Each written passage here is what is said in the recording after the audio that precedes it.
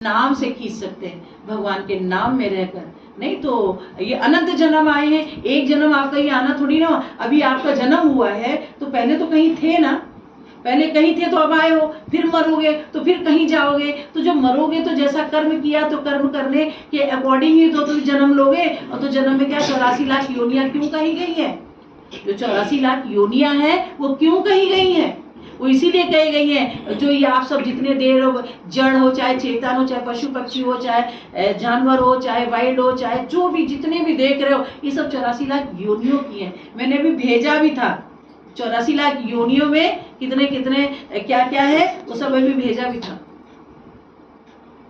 तो एक मनुष्य की एक सुंदर, भगवान की एक सुंदर रचना जो मनुष्य की बनाई है, ये मनुष्य का जीवन, उसको बुद्धि भी दिया, विवेक भी दिया, समझ भी दिया। और जो योनियां उनको कोई समझ नहीं है, वो अपने कर्म, वो भोग योनि, वो भोगती हैं। हम लोग कर्म अच्छा करके उस भोग को नहीं भोग सकते और कर्म बुरा करके हम दुख को भोग सकते हैं। ये याद रख लीजिए, हम दुखों को भोग सकते हैं। और हम लोग दुखों को क्यों भोगते हैं? कहीं जाने की ज्यादा जरूरत है, अपने ही घर परिवार में ही सब दुखी है। कहीं दूर नहीं, अड़ोसी पड़ोसी से कोई नहीं दुखी है, नाते रिश्तेदारों से कोई नहीं दुखी है, क्योंकि नाते रिश्तेदार दूर रहते हैं, अड़ोसी पड़ोसी दूर रहते हैं। हमारा मन होगा तो बात करेंगे, नहीं मन होगा तो नहीं बात करेंगे। लेकिन जो घर में परिवार में है, उनसे कितनी दूरी बना सकते हैं? उनके साथ तो रहना ही है, उनके साथ तो करना। अब उनको कैसे समझाएं? जब हमको समझ होगी तभी तो समझाएंगे, और हमको समझ नहीं होगी तो समझाएंगे कैसे? तो सबसे पहले जो समझ में कि बिन सत्संग विवेक न होई और राम कृपा बिन सुलभ न सोई।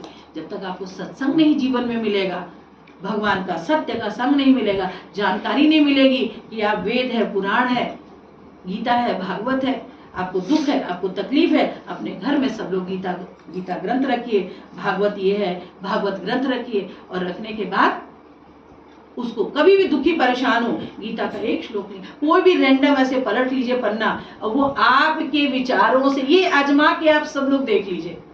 और ये कहो तो मैं चैलेंज भी कर कि जिस चीज से आप दुखी हैं, जिस चीज से आप परेशान हैं, और आप ज्यादा देर परेशान मत रहिए, तुरंत इंस्टेंट उस ग्रंथ को उठाइए, अपने पास रखिए, आंख बंद करके पन्ना खोलिए, एक श्लोक पढ़िए। और संस्कृत में पढ़ने की जरूरत भी नहीं है, नहीं आती मत पढ़िए, हिंदी का उसका व्याख्या किया हो, हिंदी पढ़ लीजिए, आपको समझ में आ जाएगा। अगर आप उस चीज को मान लेंगे तो आपका क्लियर, आप क्लियर हो जाए।